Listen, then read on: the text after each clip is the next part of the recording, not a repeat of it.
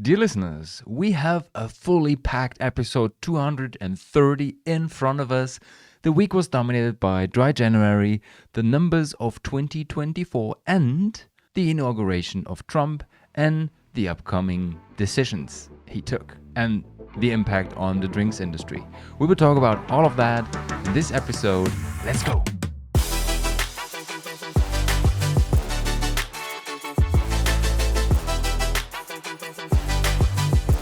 Welcome to the Pinot and Pixel podcast episode number 230. And this week is a bit different because I am wearing a New York Knicks hat.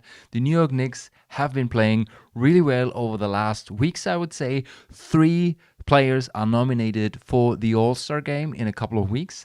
And in addition, yesterday night at an event called Jazz and Wine, I met a musician and she said to me, "Oh, damn, you look exactly like your WhatsApp picture." And I was like, well, maybe I should change my hat every now and then. So this time, this is the New York Knicks hat episode. I would like to start with a fulfilling prediction of mine from 2024. Champagne sales dropped again, as expected, by over 9% in total.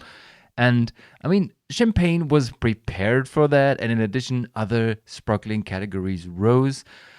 I think they are concerned, but they don't want to show it that much publicly. And I mean, when you read through the comments of the person in charge when it comes to the Comité Champagne, he said, "Champagne is a real barometer of the mood of consumers around the world, and they are not in a celebratory mood right now between inflation, global conflicts, economic uncertainty and political hesitation in some of the largest champagne markets such as France and the USA." And it is true when we look at the biggest markets of champagne consumption, the US, the UK, Germany as well, and of course the domestic market, France, people are struggling not only with celebrating but with spending money. And champagne is an expensive product. And this is why it has been suffering over the last, 2.5 years right now in decline. We were coming from over 300 million bottles in 2021, fueled by COVID sales. And right now we are sitting at 271 million bottles. It's still a lot. And compared to other sparkling categories, it's still dominating. Besides Prosecco, we'll talk about that in a second. Generally, of course, champagne maybe has to rethink the approach to the market and to the consumers as well. Talking about Italy and Prosecco. You know, I'm a fan of the wine newsletter from Italy, which is basically focused on the Italian market. And usually it's all about numbers. And this time they published the numbers for the export sales in 2024. It's not all of 2024, it's just January to October, but just the estimation for the last 2 months are quite solid. So they're expecting 8 billion for the first time in export sales, which is huge. And this is all driven by, guess what? Prosecco. Yeah, Prosecco was dominating. And looking at the countries we're talking about, US is growing, Germany is growing, United Kingdom is quite stable, Canada was just going wild, 18% plus. Switzerland, short decline, small decline.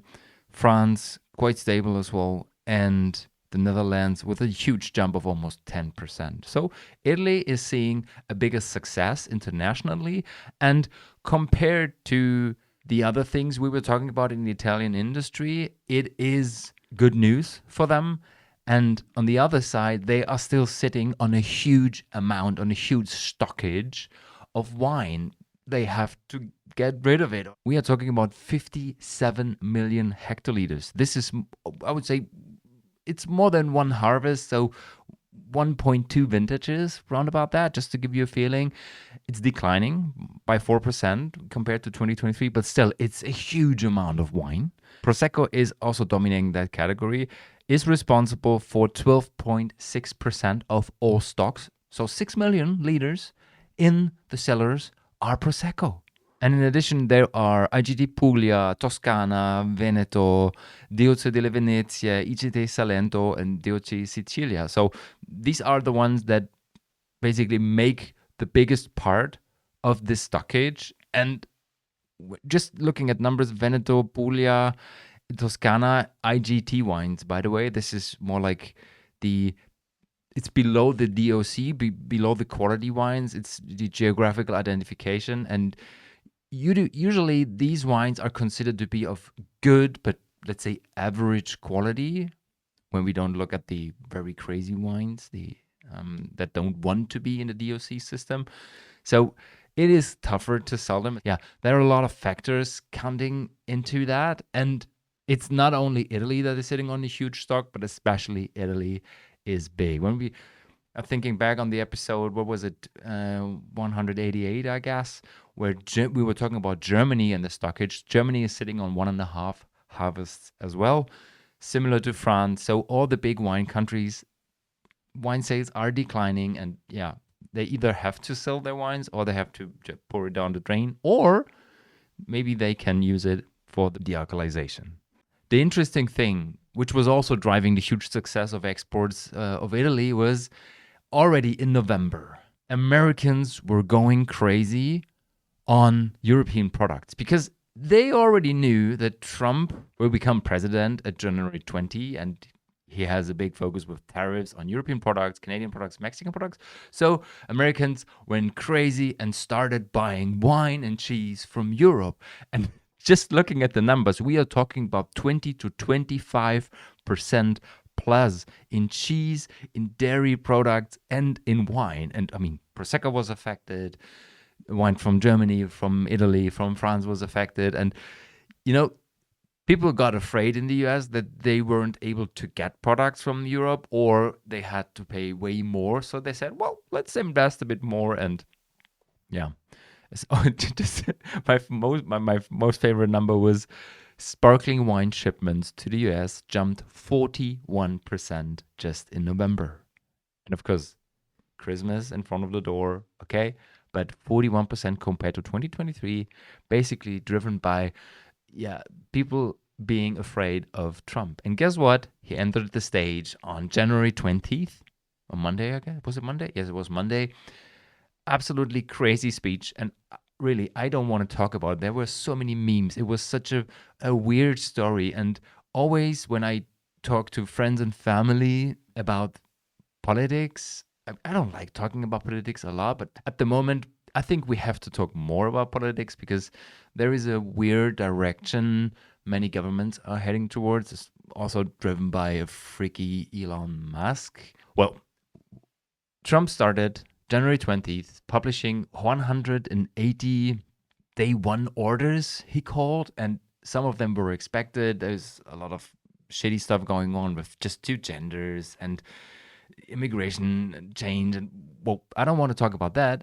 There were also some things affecting the drinks industry. And I guess one of the most crazy ones was that he announced that the US will leave the World Health Organization.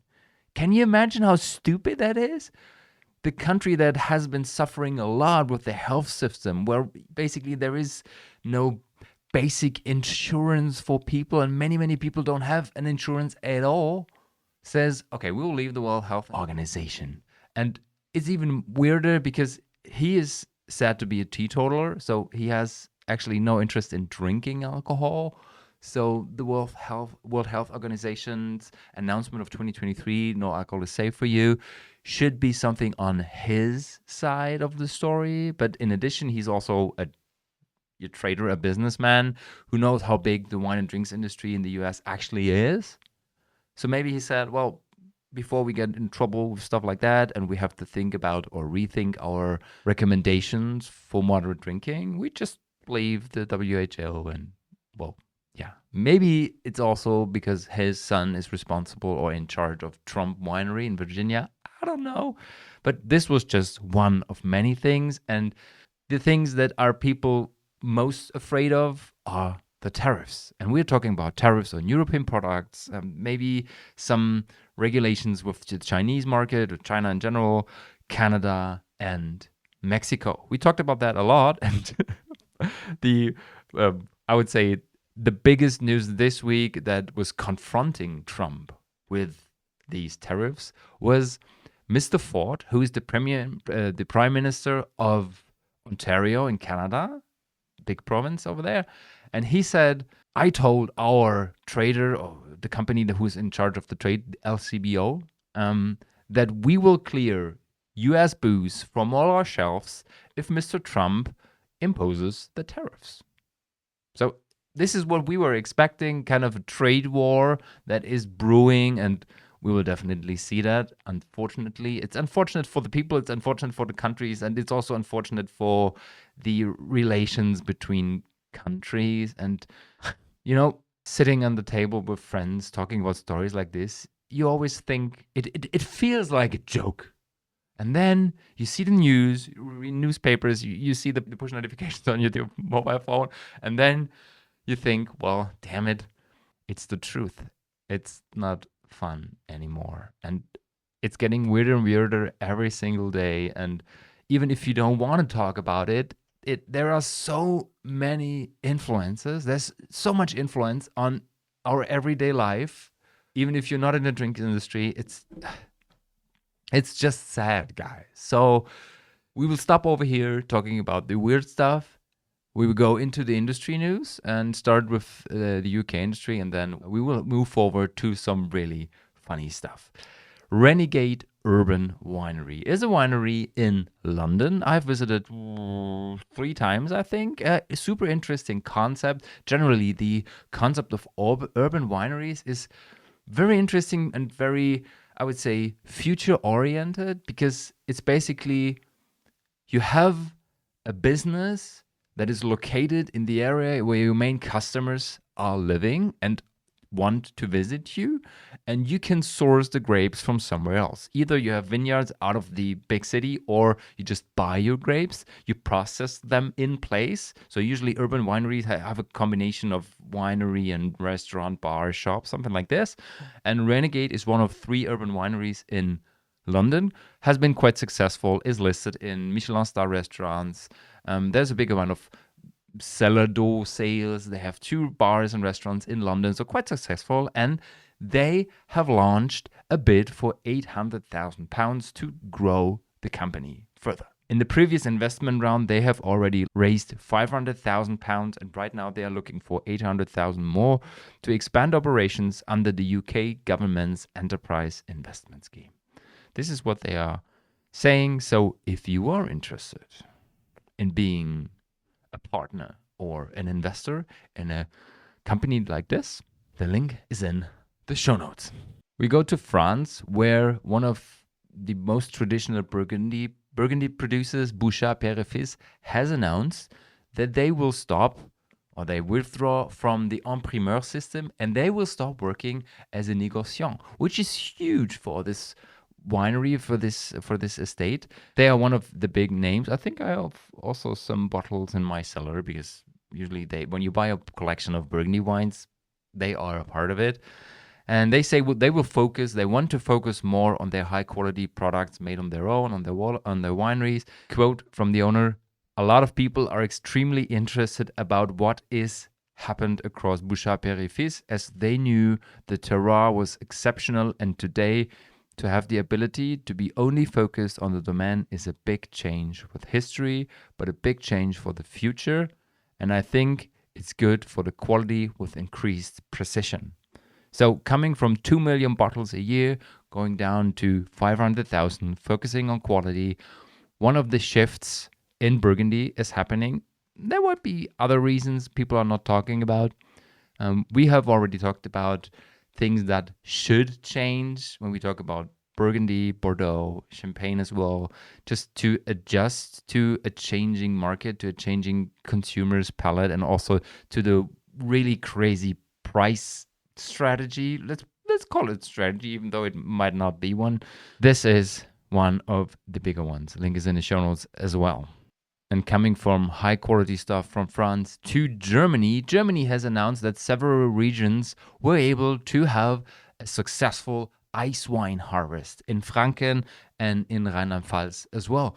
And just to give you a feeling what this really means, with the climate change, it's getting more and more difficult to harvest grapes for ice wine, because on the one hand, you need proper grapes, like healthy grapes, you need at least -7 degrees to harvest them because they harvest in a frozen condition.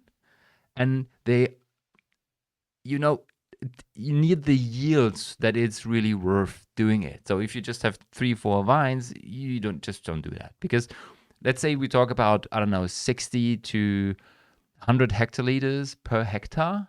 With ice wine, we're talking about 2 because the grapes are so concentrated through the ice. And when you press them, there's just a very, very low amount of juice that is extracted. Of course, everything is concentrated, and this ends up in wines with high sugar, usually low in alcohol, and high in acidity. And usually these are high quality grapes, high quality wines that can last for several years. But it's quite tough, and it's getting more difficult getting healthy grapes because usually October, November is rainy, as cold, as difficult for the grapes, and then it's not getting cold enough anymore. So it was a huge surprise for the wineries and for the industry that Germany was able to harvest ice wine in December and January. And I was looking for Austria as well because usually it's also an interesting thing, a big thing. I won't say a big thing, but a niche thing in Austria. And the only announcement I found was famous winery Kracher that said we also harvested ice wine, but the grapes are from Romania because especially in the Burgenland area in Austria, it's almost impossible to have ice wine grapes anymore because you need those -7 degrees, you need healthy grapes, and this in combination with the ongoing climate change is almost impossible. We are talking about 50 businesses in Rheinland-Pfalz who registered for the ice wine harvest. We're talking about 42 hectares, so in total, I would say roughly 100 hectoliters. This is very low. But if you're a fan of this, it's a super niche product. We are talking about very special food pairings. Nobody's sitting at home with 3 friends having a bottle of ice wine, but talking about a cheese pairing, a chocolate pairing, or as a replacement for your sweet dessert, ice wines are fantastic. We stay in Germany, and I want to talk about the upcoming fair season. There are, I would say, the 3 biggest fairs in Central Europe upcoming. First one is the Wine Paris, 10 to 12 February, said to be the most successful wine fair in the future when it comes to B2B. Currently, still, some people say that this is ProWein. ProWein usually takes place in March 15th to 17th, and then in April we're talking about Vinitaly, also 70,000 to 100,000 visitors every year. So 3 of the biggest fairs, and they're currently announcing their programs, their exhibitors, and their seminars and courses and tastings and stuff like that.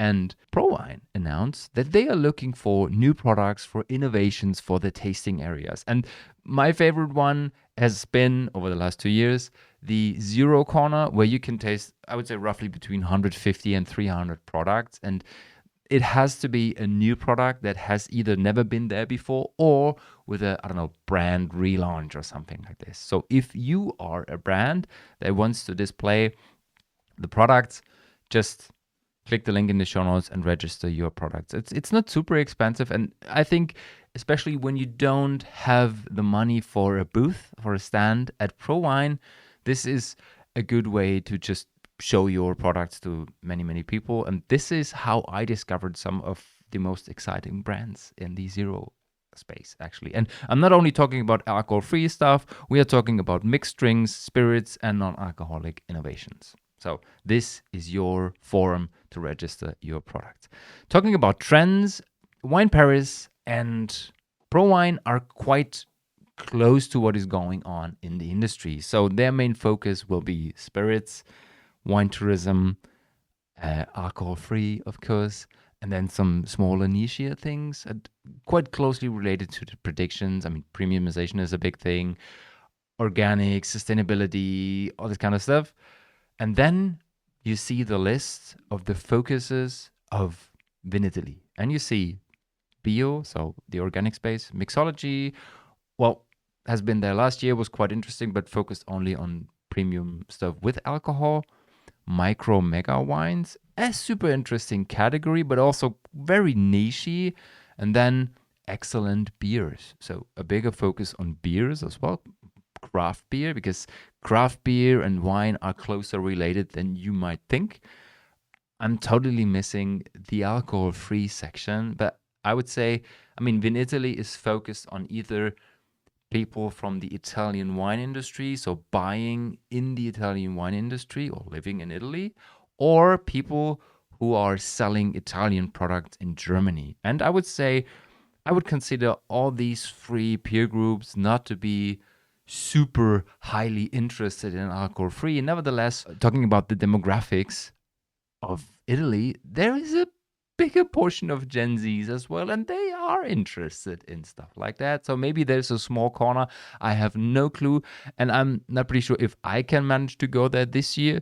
Last year, it was interesting to see many producers and to taste great wines, but it was quite disappointing when you were looking for alcohol-free stuff, which might change this year because they changed their personal approach, their Italian approach to alcohol-free wine just before New Year's Eve. You heard that on the podcast. Coming from the wine markets to the fun stuff. This news on the drinks business is talking about some thieves in India. Thieves broke into a bottle shop, but they didn't want to steal anything. They just got drunk. So they started drinking beer because they didn't want to buy it, and they got drunk, and in the end they left without stealing anything except the liquids they drank. This is, it's super funny, okay? So there was cash actually in the shop, and they said, no, maybe this is unfair. We leave the cash over there.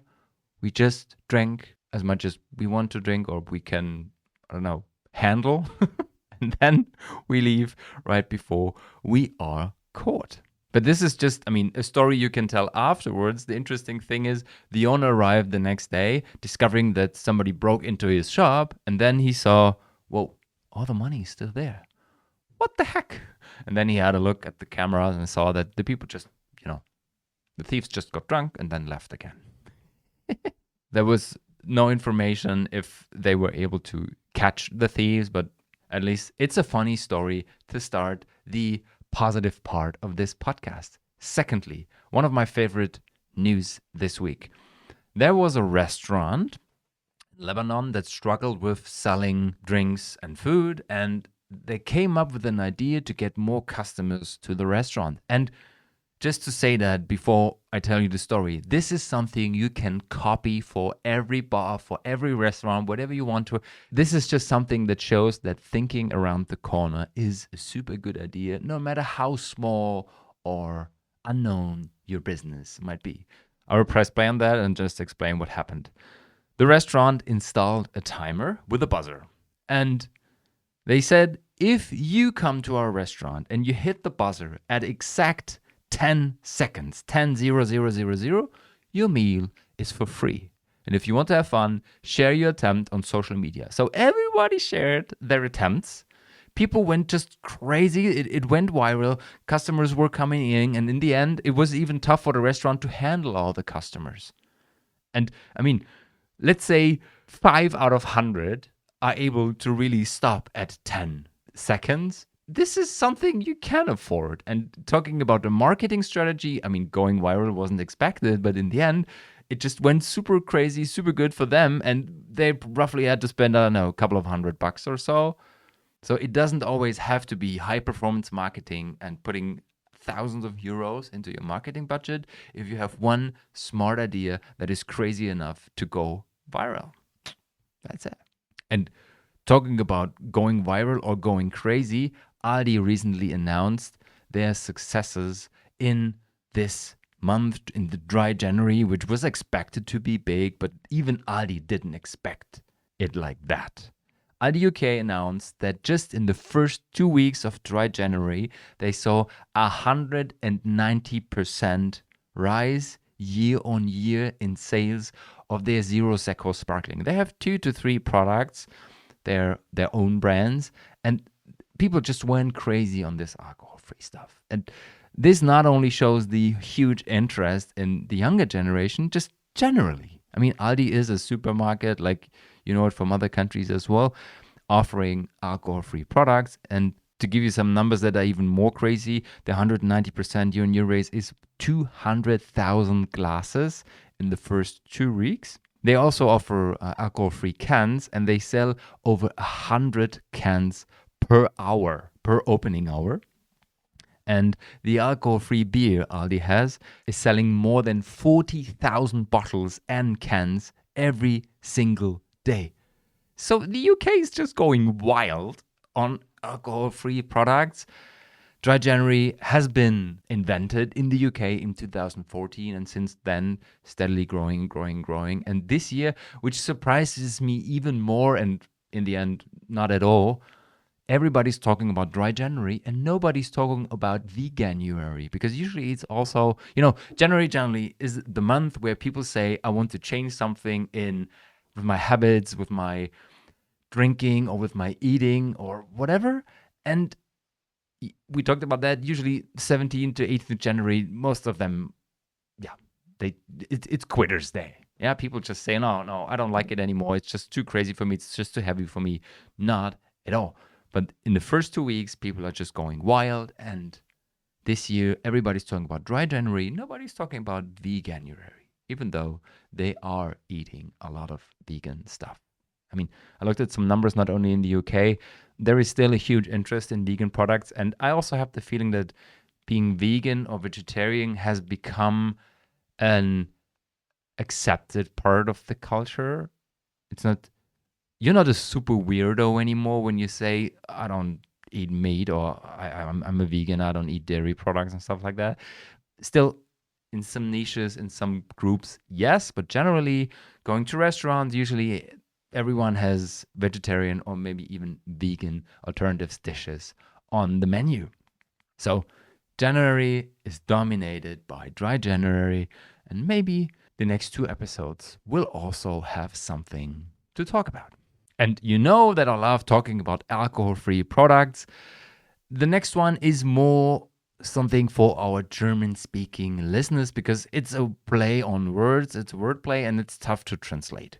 We are all familiar with Bock beer. Bock beer was invented almost 400 years ago by Bavarian monks. And usually it's a very, very strong beer, malty, very intense one. And the famous company Einbecker claims that they have produced, launched the first ever alcohol-free Bock beer. It has not just been launched, put on the shelves somewhere. They started a huge marketing campaign called Heute Null Bock. So today, zero desire, zero interest, zero appetite. And the funny thing is that Bock beer, the word Bock, is also the translation for desire. So Null Bock means it's a Bock beer with zero alcohol content, and in addition, it's also the zero desire beer. But the interesting thing is that Einbecker didn't want to say, this is not a beer for you if you're not interested in drinking good beer or so. They say more people than ever are interested in alcohol-free beer, in tasty alternatives to beer, to products with alcohol. And in addition, of course, people having some issues with the current development in politics, in society, in economics. And what we really wanted to say with our campaign is that many people probably feel or are feeling the same way, actually. They are stressed and in a bad mood. This is what I mentioned a couple of minutes ago when we were talking about champagne. People didn't want to celebrate, or they were not buying champagne because there are so many things going on in the industry and global politics and economics. And Einbecker says, what we want to say is there is no desire for worries, no desire for crisis, no desire for being overwhelmed. It's more a call for lightheartedness and relaxation in hectic times. Having no desire doesn't mean doing nothing. It means being more conscious of your own energy. And this is a very, very important statement. And I mean, of course, it is marketing, but they finished the campaign with saying, or the interview, the owner says, it's not a weakness, it's a superpower. So when I first read that, was some people when they are stressed, when they feel overwhelmed, when they struggle in life, they drink alcohol because they think it de-stresses them, which is totally wrong. I mean, you can have that feeling, you can have your anchor in your brain that it might be de-stressing, but it's definitely not. Your sleep gets worse, your body gets worse, treatment, everything it's just not a good idea if you are stressed to drink alcohol because it gets very closely related. And my thoughts were, this campaign says if you're stressed and you want to be more cautious with your energy and want to be more focused and maybe you want to calm down, you get your taste with a strong, tasty beer, but without the booze. And this is what I really like about that. It will soon be listed online and then in retail from February. And I can't tell you how excited I am to taste this beer. I've never been a fan of Bock beer, but I definitely want to try that. And maybe just because of the campaign, I don't know. But, make something right and make good marketing campaigns. Talking about successful alcohol-free brands, White Idol, brand from England, we recently had them on the podcast because they said they want to focus more on premium and on specific niches that can help growing the brand.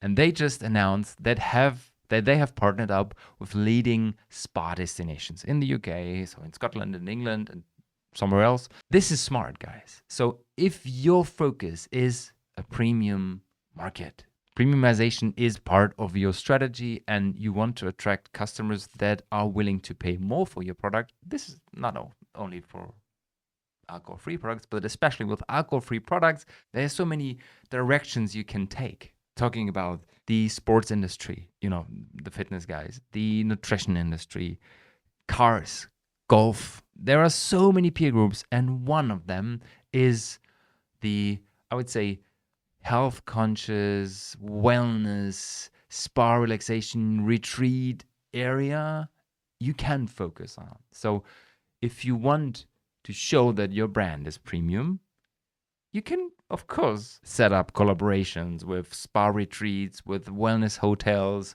or just with boutique hotels that know how to present premium products. So this is so smart. And I mean, we have already talked about the founder of White Idol, and he's a smart business guy. And this is just another announcement that shows that they know what they're doing. And if you are listening and you are an alcohol-free premium brand, think about what could be possible in your region, in your country, or maybe even abroad. And last but not least, a tiny and also funny story in our celebrity corner.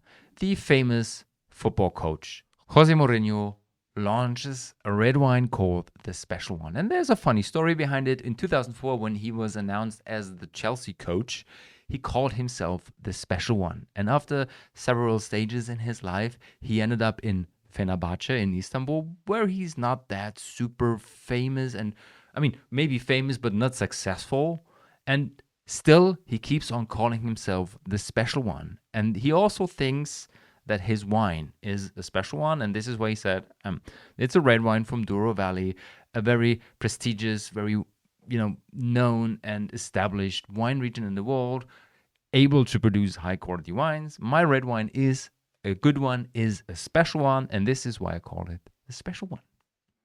Well, there are stories on the internet where famous football players and coaches and trainers have talked about their fun experience with Jose Mourinho having wine, getting drunk, talking about crazy things. Just Google it if you're interested in that.